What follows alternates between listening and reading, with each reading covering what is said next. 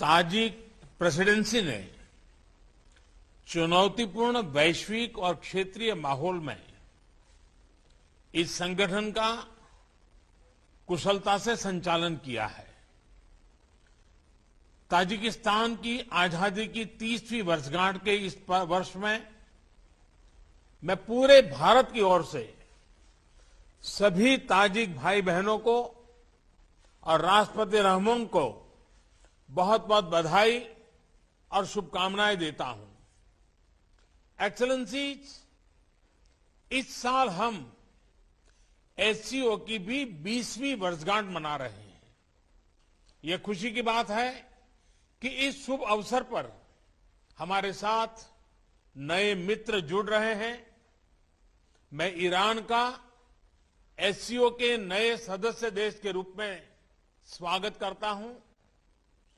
मैं तीनों नए डायलॉग पार्टनर्स सऊदी अरब, इजिप्ट और कतर का भी स्वागत करता हूं। एससीओ का एक्सपेंशन हमारी संस्था का बढ़ता प्रभाव दिखाता है। नए मेंबर और डायलॉग पार्टनर से एससीओ भी और मजबूत और क्रेडिबल बनेगा। एक्सेलेंसी, एससीओ की 20वीं वर्षगांठ इस संस्था के भविष्य के बारे में सोचने के लिए भी उपयुक्त अवसर है। मेरा मानना है कि इस क्षेत्र में सबसे बड़ी चुनौतियां शांति, सुरक्षा और ट्रस्ट डेफिसिट से संबंधित है और इन समस्याओं का मूल कारण बढ़ता हुआ रेडिकलाइजेशन है।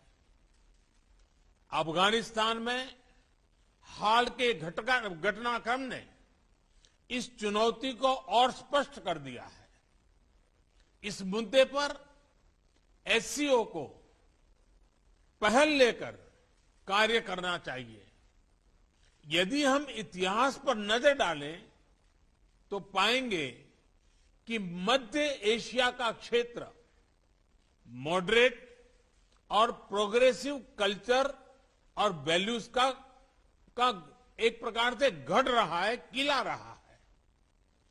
सूफीवाद जैसी परंपराएं यहां सदियों से पनपी और पूरे क्षेत्र और विश्व में फैली। इनकी छवि हम आज भी इस क्षेत्र की सांस्कृतिक विरासत में देख सकते हैं। मध्य एशिया की इस ऐतिहासिक धरोहर के आधार पर एससीओ को रेडिकलाइजेशन और एक्सट्रीमिज्म से लड़ने का एक साझा टेम्पलेट डेवलप करना चाहिए। भारत में और एससीओ के लगभग सभी देशों में इस्लाम से जुड़ी मॉडरेट, टॉलरेंट और इंक्लूसिव संस्थाएं और परंपराएं हैं। एससीओ को इनके बीच एक मजबूत नेटवर्क विकसित करने के लिए काम करना चाहिए।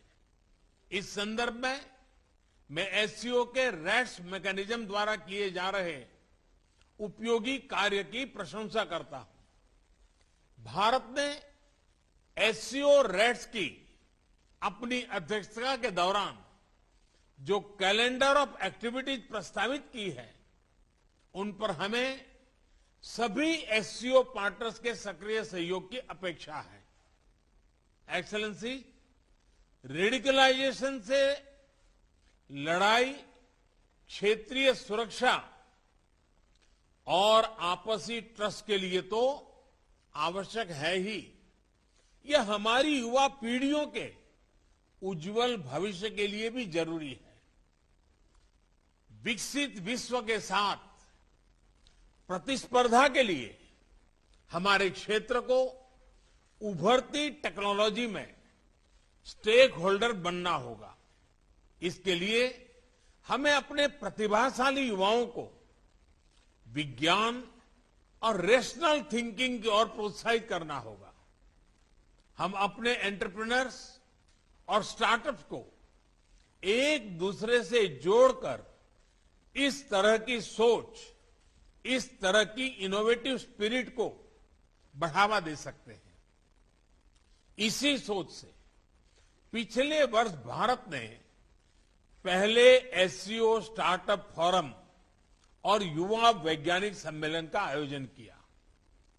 पिछले वर्षों में भारत ने अपनी विकास यात्रा में टेक्नोलॉजी का सफल सहारा लिया है, चाहे फाइनेंशियल इंक्लूजन बढ़ाने के लिए यूपीआई और रुपे कार्ड जैसी टेक्नोलॉजीज हो, या कोविड से लड़ाई में हमारे आरोग्य सेतु और कोविन जैसे डिजिटल प्लेटफॉर्म्स, इन सभी को हमने स्वेच्छा से अन्य देशों के साथ भी साझा किया है। हमें एससीओ पार्टनर्स के साथ भी इन ओपन सोर्स टेक्नोलॉजी को शेयर करने में और इसके लिए कैपेसिटी बिल्डिंग आयोजित करने में खुशी होगी।